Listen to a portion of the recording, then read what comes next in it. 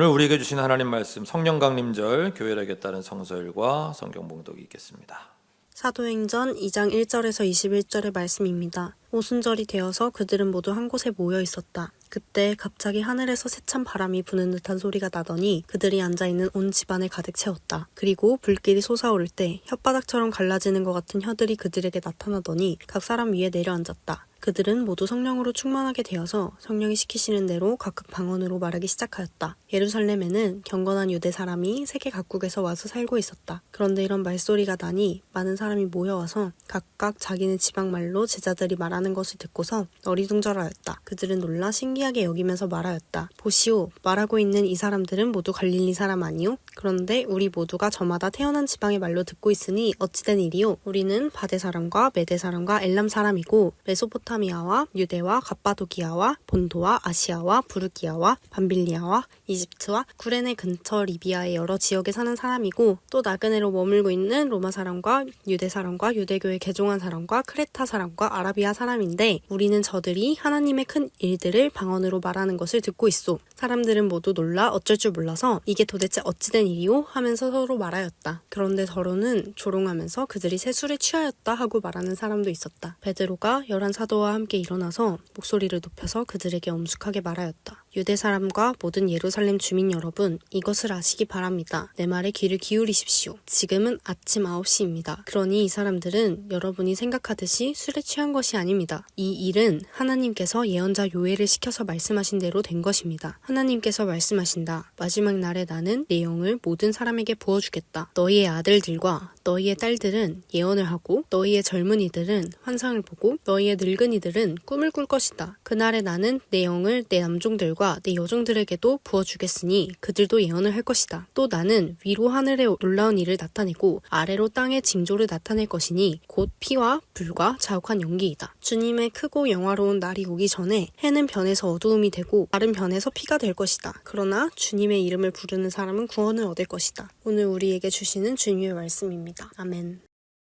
시편 104편 24절에서 34절, 35절 하반절의 말씀입니다. 주님께서 손수 만드신 것이 어찌 이리도 많습니까? 이 모든 것을 주님께서 지혜로 만드셨으니 땅에는 주님이 지으신 것으로 가득합니다. 저 크고 넓은 바다에는 크고 작은 고기들이 헤아릴 수 없이 우글거립니다. 물 위로는 배들도 오가며 주님이 지으신 이와 야단도 그 속에서 놉니다. 이 모든 피조물이 주님만 바라보며 때를 따라서 먹이 주시기를 기다립니다. 주님께서 그들에게 먹이를 주시면 그들은 받아 먹고 주님께서 손을 펴 먹을 것을 주시면 그들은 만족해합니다. 그러나 주님께서 얼굴을 숨기시면 그들은 떨면서 두려워하고 주님께서 호흡을 거두어 들이시면 그들은 죽어서 본래 흙으로 돌아갑니다. 주님께서 주님의 영을 불어넣으시면 그들이 다시 창조됩니다. 주님께서는 땅의 모습을 다시 새롭게 하십니다. 주님의 영광은 영원하여라. 주님은 친히 행하신 일로 기뻐하신다. 주님이 굽어 보기만 하셔도 땅은 떨고 주님이 산에 닿기만 하셔도 산이 연기를 뿜는다. 내가 살아있는 동안 나는 주님을 노래할 것이다. 숨을 거두는 그때까지 나의 하나님께 노래할 것이다. 내 묵상을 주님이 기꺼이 받아주시면 좋으련만 그러면 나는 주님의 품 안에서 즐겁기만 할 것이다. 내 영혼아 주님을 찬송하여라. 할렐루야. 오늘 우리에게 주시는 주님의 말씀입니다. 아멘.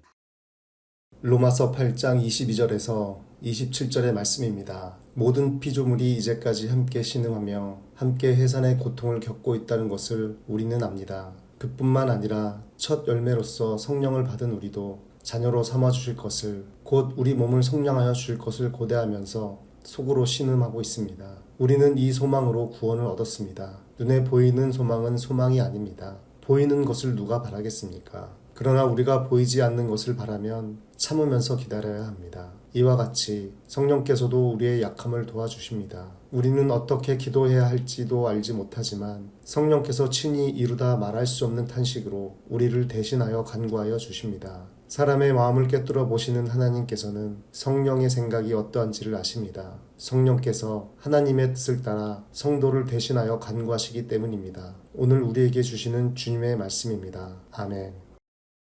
요한복음 15장 26절에서 27절, 16장 4절 하반절에서 15절의 말씀입니다. 내가 아버지께로부터 너희에게 보낼 보혜사 곧 아버지께로부터 오시는 진리의 영이 오시면 그 영이 나를 위하여 증언하실 것이다. 너희도 처음부터 나와 함께 있었으므로 나의 증인이 될 것이다. 또 내가 이 말을 처음에 하지 않은 것은 내가 너희와 함께 있었기 때문이다. 그러나 나는 지금 나를 보내신 분에게로 간다. 그런데 너희 가운데서 아무도 나더러 어디로 가느냐고 묻는 사람이 없고 도리어 내가 한 말 때문에 너희 마음에는 슬픔이 가득 찼다. 그러나 내가 너희에게 진실을 말하는데 내가 떠나가는 것이 너희에게 유익하다. 내가 떠나가지 않으면 보혜사가 너희에게 오시지 않을 것이다. 그러나 내가 가면 보혜사를 너희에게 보내주겠다. 그가 오시면 죄와 의와 심판에 대하여 세상의 잘못을 깨우치실 것이다. 죄에 대하여 깨우친다고 함은 세상 사람들이 나를 믿지 않기 때문이요 의에 대하여 깨우친다고 함은 내가 아버지께로 가고 너희가 나를 더 이상 못 볼 것이기 때문이요 심판에 대하여 깨우친다고 함은 이 세상의 통치자가 심판을 받았기 때문이다. 아직도 내가 너희에게 할 말이 많으나 너희가 지금은 감당하지 못한다. 그러나 그분 곧 진리의 영이 오시면 그가 너희를 모든 진리 가운데로 인도하실 것이다. 그는 자기 마음대로 말씀하지 않으시고 듣는 것만 일러주실 것이요 앞으로 올 일들을 너희에게 알려주실 것이다. 또 그는 나를 영광되게 하실 것이다. 그가 나의 것을 받아서 너에게 알려주실 것이기 때문이다. 아버지께서 가지신 것은 다 나의 것이다. 그렇기 때문에 내가 성령이 나의 것을 받아서 너희에게 알려주실 것이라고 말한 것이다. 오늘 우리에게 주시는 주님의 말씀입니다. 아멘.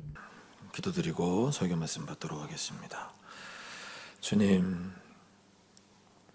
오늘도 저희에게 생명을 주시고 저희를 인도하셔서 함께 예배드릴 수 있는 귀한 자리 허락하심을 감사합니다. 우리의 예배 성령으로 진리로 함께 하시고 저에게 은총을 베풀어 주옵소서. 또한 저희들 온 마음과 온 힘을 다해 주님을 경배하는 시간 되게 하옵소서. 주님과 함께하는 복된 시간 되게 하실 줄 믿고 감사하오며 우리 주 예수 그리스도의 이름으로 기도합니다. 아멘. 지난 한 주도 주님을 따르기 위해 애쓴 여러분 모두를 주님의 이름으로 축복합니다. 오늘도 우리는 성부, 성자, 성령 삼위 하나님께서 우리에게 명하시는 생명의 길 그 위로 걸으며 주님을 따르고자 합니다. 오늘 성령 강림절을 맞아서 신약의 본문 세 곳 사도행전, 로마서, 요한복음 모두 성령님과 관련이 된 그런 본문들입니다. 모두 다 중요한 본문들이고 성령님이 오셔서 어떤 일들을 행하시고 또 그 행하시는 일들의 의미가 무엇인지를 알려주시는 본문들인데 오늘 본문에 담겨있는 의미를 다 제가 뽑아내다 보면은 시간도 너무 가고 이게 설교의 요지도 하나로 모아지질 않고 그래서 이걸 어떻게 정리를 하지 고민이 깊었는데 시편 본문을 딱 보는 순간 이거다. 성령님에 대해 오늘 전할 말씀의 요지는 시편 본문의 30절 이 말씀이구나. 여러분들 아마 읽어보시면 이런 생각 드실 겁니다. 구약에 이런 말씀이 있었네. 자, 시편 본문 30절 같이 읽어보겠습니다. 시작. 주님께서 주님의 영을 불어 넣으시면 그들이 다시 창조됩니다. 주님께서는 땅의 모습을 다시 새롭게 하십니다. 아멘. 우리가 기억할 수 있기를 바랍니다.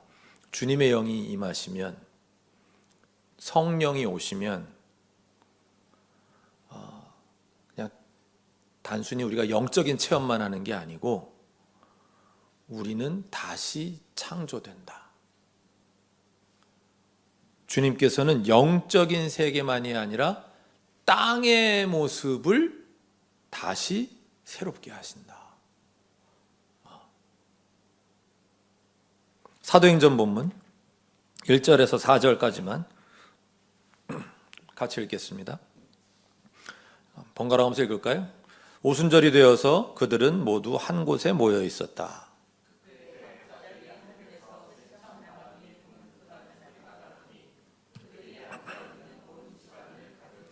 그리고 불길이 솟아오를 때 혓바닥처럼 갈라지는 것 같은 혀들이 그들에게 나타나더니 각 사람 위에 내려앉았다. 그들은 모두 성령으로 충만하게 되어서 성령이 시키시는 대로 각각 방언으로 말하기 시작하였다. 네, 성령님이 오셨습니다. 이게 초대교회 아주 중요한 사건이죠. 사도행전 2장. 그랬더니 이제 놀라운 일들, 막 바람, 불, 또 방언 등으로 표현된 놀라운 현상이 일어났음을 보여주는 장면인데, 일단 여기서 우리가 하나 짚고 넘어가야 될 거, 성령님은 성부 하나님 그리고 성자 하나님과 삼위일체이신 하나님입니다. 맞습니까? 아멘입니까? 모르세요? 삼위일체 하나님이세요. 그러니까 그분은 성부 하나님이나 성자 예수님보다 못한 분이 아니라 이 말이에요. 그런 분이 오신 거예요. 같은 하나님, 그 하나님이 오신 거예요. 그러니까 생각을 해보면 이게 진짜 엄청난 사건, 뭐 바람, 불, 방언 이것 때문이 아니라 그 하나님이 오셨다라고 하는 것 자체가 이제 엄청난 사건인 거예요. 이제 우리 질문하게 됩니다. 그러면 성령님, 그 하나님 무엇을 위해 오셨을까? 근데 우리는 성령 받았다 그러면, 성령님이 오셨다 그러면 우리 뭐 얘기하죠? 내 마음을 위로해 주셨어요.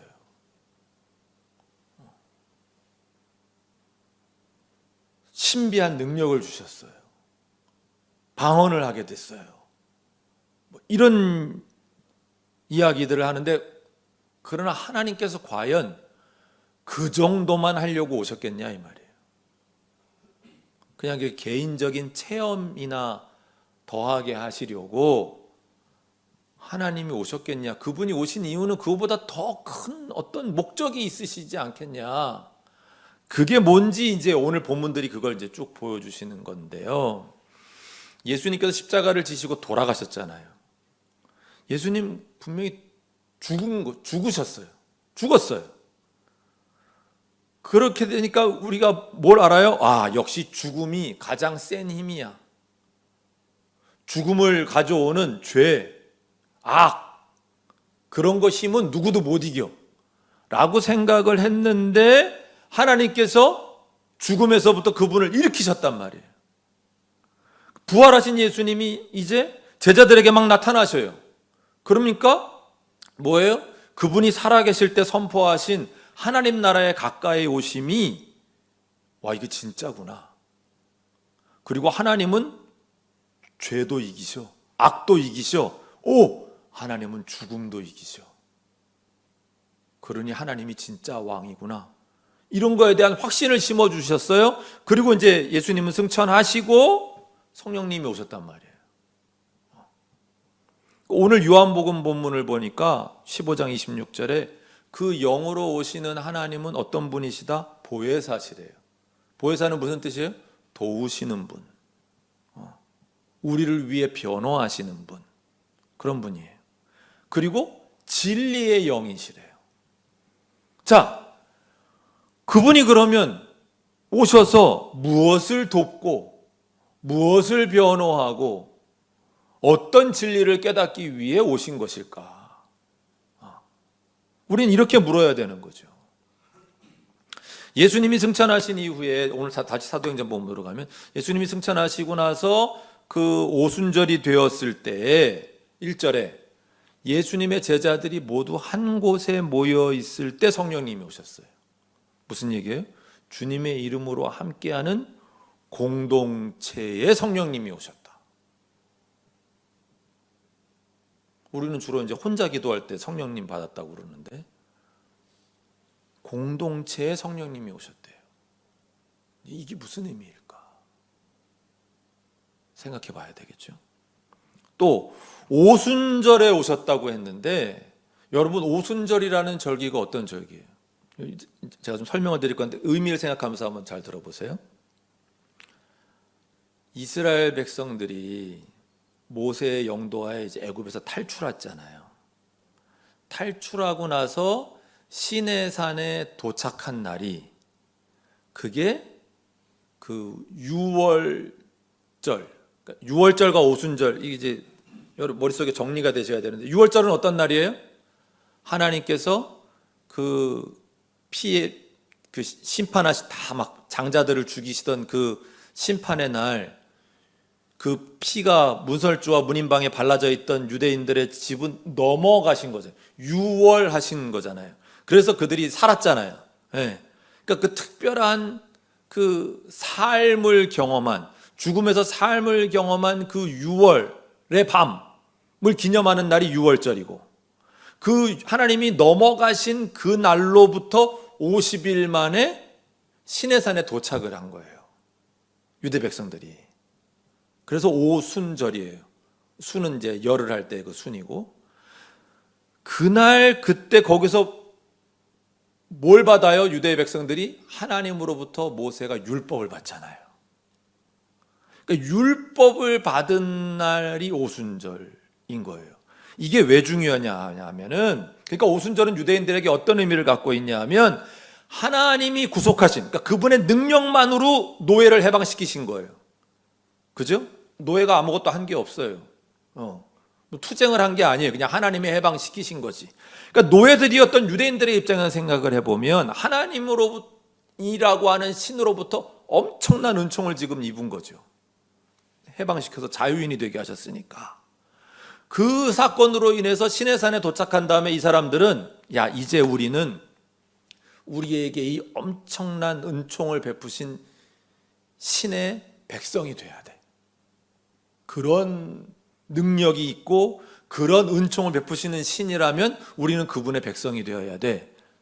그렇게 하나님의 백성이 되고자 하니까 하나님께서 모세를 통해 뭐라 그러세요? 너희는 나의 백성이 되고 내가 너희의 백성이, 너희가 너희의 하나님이 되려면, 내가 너희의 왕이 되는 이 언약을 맺는다면 앞으로 너희는, 그러면 이제 나 하나님으로부터 받은 은총에 걸맞는 삶을 살아야 된다. 거기에 합당한 삶을 살아야 된다. 그 내용이 뭐예요? 그게 율법인 거예요. 그러니까 은총을 받은 사람답게 살려면 이러한 질서를 따라야 돼. 왜? 하나님은 무질서로해서 질서를 만드시는 분이니까 합당한 삶이라고 하는 삶의 질서가 필요해 라고 하나님이 율법을 주신 거예요.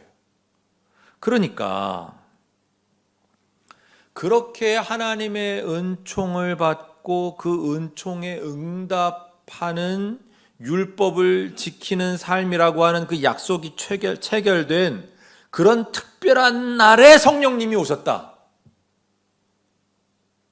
이게 무슨 의미를 담고 있겠냐는 거예요. 하나 더, 오순절은 농업이 사회의 근간인 그 고대 사회에 이 오순절은 또 농사 짓는 분들에게 중요한 날이기도 했어요. 농경 축제의 날이기도 했거든요.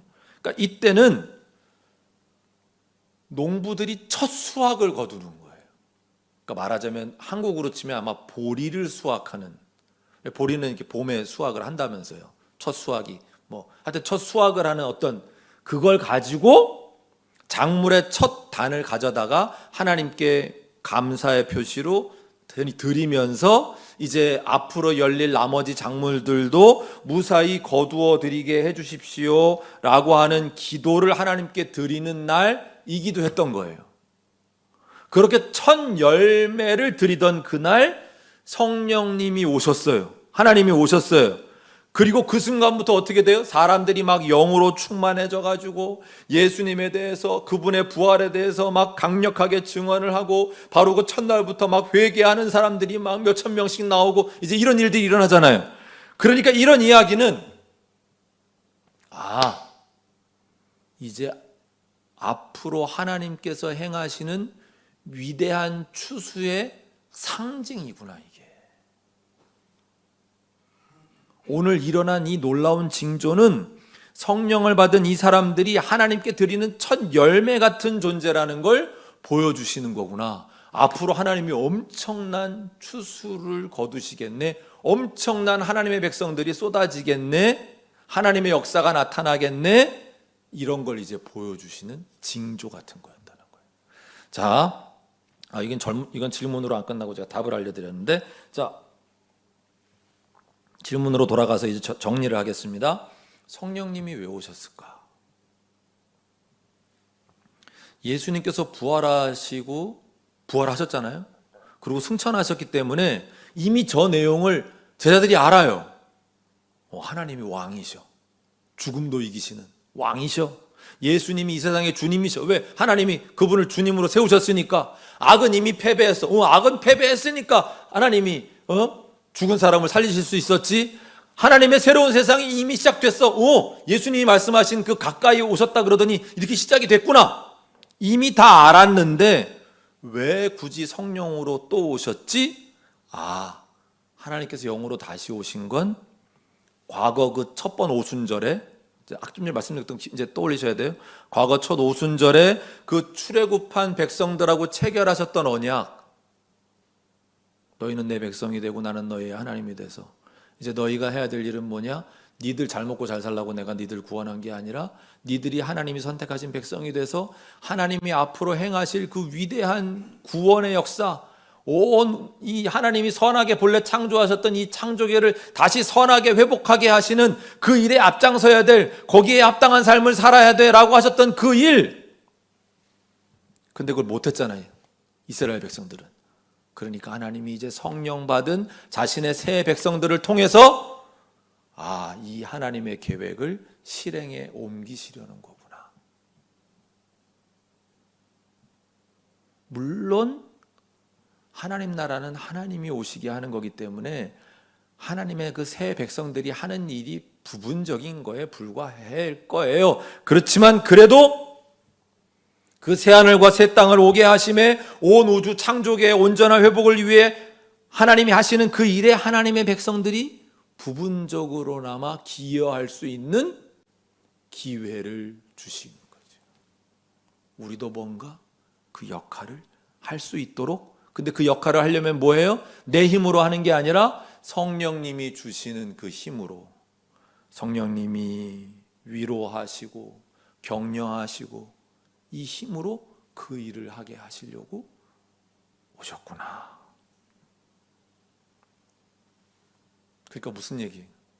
성령님이 하나님이시기 때문에 성부 하나님이 태초부터 가지고 계시던 그 계획을 이루시기 위해 오신 거지, 단순히 우리한테 무슨 영적인 힘이나 공급하고 너 방언하고 싶었지? 방언 한번 해봐, 이런 거 하시려고 오신 게 아니에요.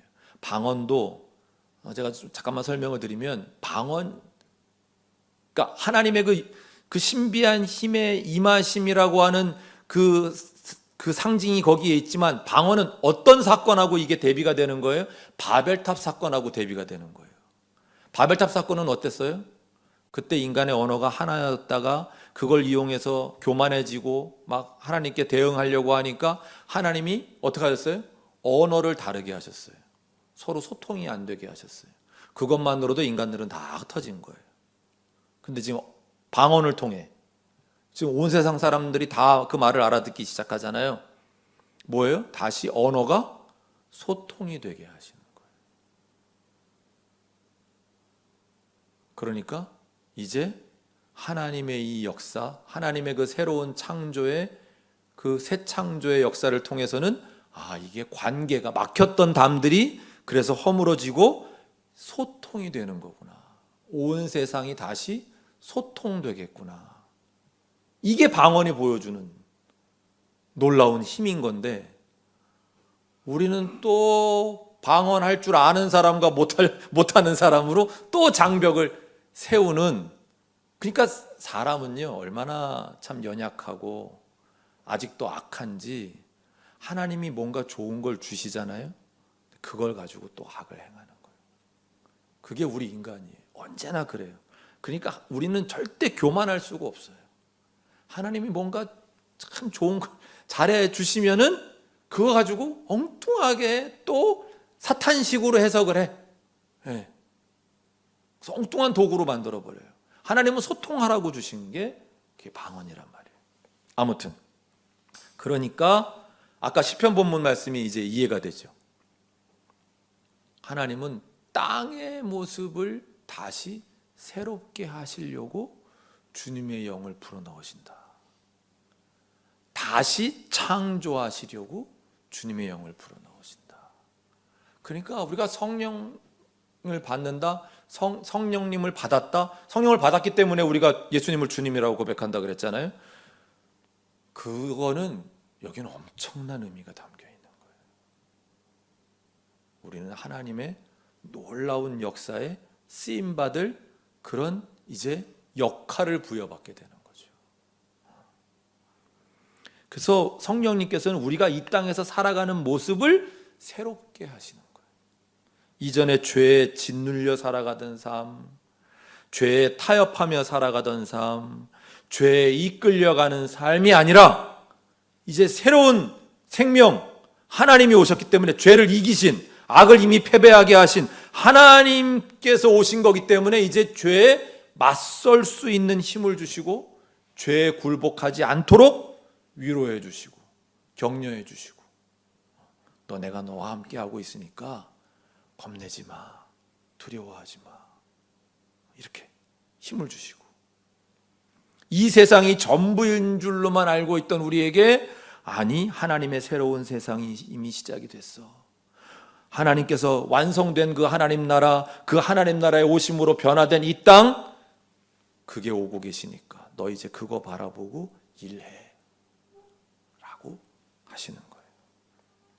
그래서 오늘 요한복음 본문 그 8절 이하에 보시면 세상의 잘못을 깨우치시는 성령님을 말씀하잖아요.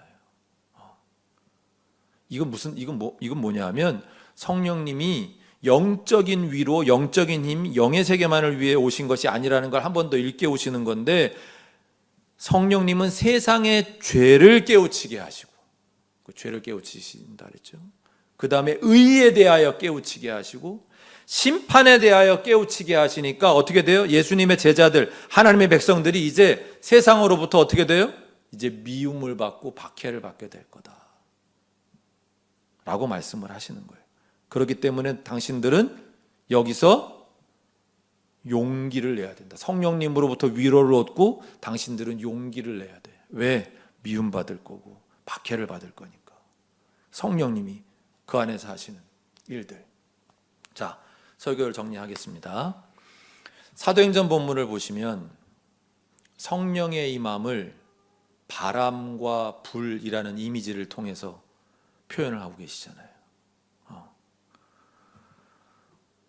맞아요. 우리는 성령의 바람을 좀 맞을 필요가 있어요. 성령의 바람을 맞아서 그 바람이 우리의 삶과 우리의 마음과 우리의 상상력, 말하는 그런 능력, 이런 걸 좀 확 휩쓸고 지나가서 좀 시들시들하고 그 생명력 잃어가던 그런 그리스도인의 모습에서 하나님의 사랑으로 좀 마음이 불붙는 그런 그리스도인으로 바뀌는 일들이 일어나야 돼요. 이 바람이 여러분 하늘에서 왔다 그랬잖아요. 하늘에서. 이게 매우 중요해요. 뭐예요? 성령님을 통해 하나님의 그 창조의 능력이, 하나님의 창조의 능력은 어때요? 온 우주를 창조하신 만큼 엄청난 능력이었단 말이에요. 그 창조의 능력 가운데 일부가 이제 하늘에서 땅으로 와서 여기에서 일하신다는 거예요. 그 목적이 뭐예요? 땅을 하늘의 능력으로 변화시키려고. 그게 시편의 말씀인 거예요. 그것도 어디에? 공동체에서 시작이 돼요. 어떤 사람들의 공동체? 예수님을 따르는 사람들의 몸과 생각과 마음과 삶이 담겨있는 그 공동체에서 시작이 돼요. 1절에서 지금 사도행전을 쓴 누가가 그들이 한 곳에 함께 있었음을 강조하잖아요. 그래서 제가 이 새 주보 표지에 그 말씀을 쓴 거예요. 오순절이 되어서 그들은 모두 한 곳에 모여 있었다. 공동체에서 시작하고, 그러니까 성령께서는 나누기 위해 오신 게 아니에요. 모으기 위해서 오신 거예요. 하나님의 백성을 모으기 위해서. 그리고 이 땅에 부어진 성령은 좀 전에 말씀드린 것처럼 하늘 그 자체의 그 순전한 에너지로 우리의 영역에 계시는 거예요. 그러니까 우리가 성령님께 의지하면 우리는 이제 무슨 힘으로 살아요? 하늘의 힘으로 사는 거예요. 하늘의 힘으로 막 살다가 또 살만하면 그걸 막 악의 힘으로 바꾸는 거예요. 또 그럴 거예요. 그러나 그럴 때 우리는 기억을 해야 돼요. 떠올려야 돼요. 아니야. 아까 오순절이 어떤 의미라고요? 하나님의 은총을 받은 사람이 이제 하나님의 은총에 합당한 삶으로 살기로 언약을 체결한, 그래서 율법을 주신 그날이라 그랬잖아요. 아니야. 나는 은혜 받은 사람답게, 하늘의 힘으로 사는 사람답게 거기에 합당하게 난 살아야 돼. 이거 가지고 또 내 욕심이나 차리고 또 악한 쪽으로 쓰는 건 아니야. 이제 그만해야 돼. 오늘은 안 할 거야. 오늘은 안 할 거야. 하나님, 저 일단 오늘은 안 합니다. 내일 가서 또 하나님, 나 오늘은 안 할게요. 이렇게. 왜? 우리는 자꾸 하나님께부터 받은 거 가지고 엉뚱한 짓을 할 그런 사람들이니까. 누구나 다.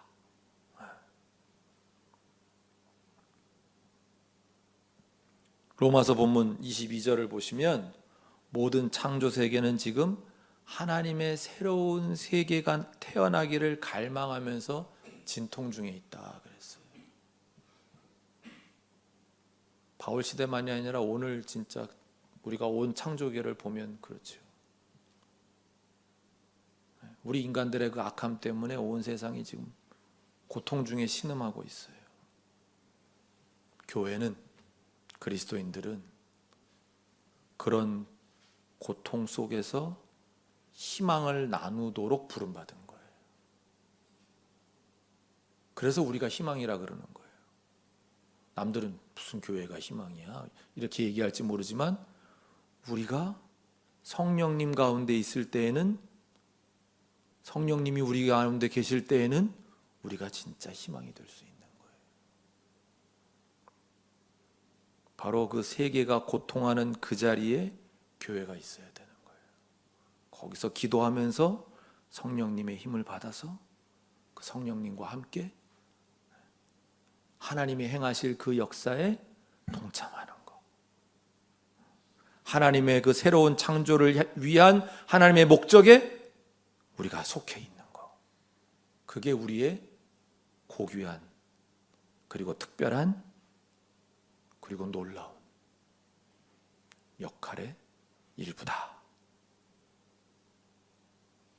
다시 한번 시편 본문의 30절 말씀을 읽는 것으로 설교를 마치겠습니다. 주님께서 주님의 영을 불어넣으시면 그들이 다시 창조됩니다. 주님께서는 땅의 모습을 다시 새롭게 하십니다. 아멘. 기도드리겠습니다. 새롭게 하시는 성령님, 우리의 땅을 새롭게 하시고 우리의 삶도 새롭게 하옵소서. 주님의 영을 받은 우리가 성령님 하시는 일에 동참하여 온 세상을 회복하게 하시는 능력이 되게 하옵소서. 우리 주 예수 그리스도의 이름으로 기도합니다. 아멘.